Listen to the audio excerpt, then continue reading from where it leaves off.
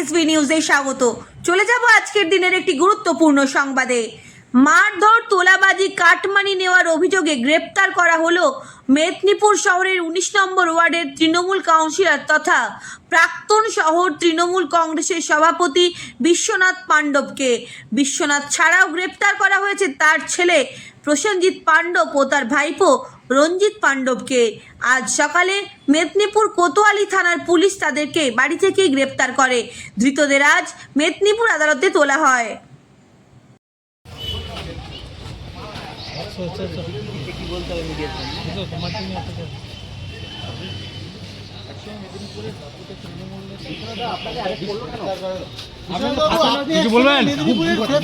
আজকে আপনাকে গ্রেপ্তার করা হয়েছে, কেমন লাগছে?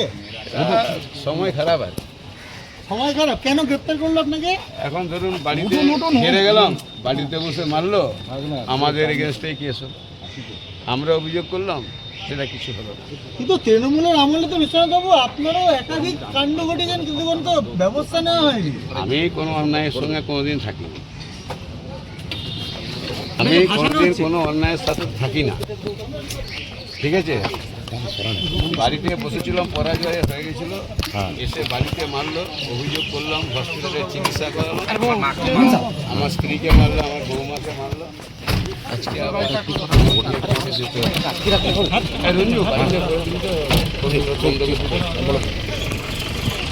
দাদা অ্যারেস্ট কেন হচ্ছে?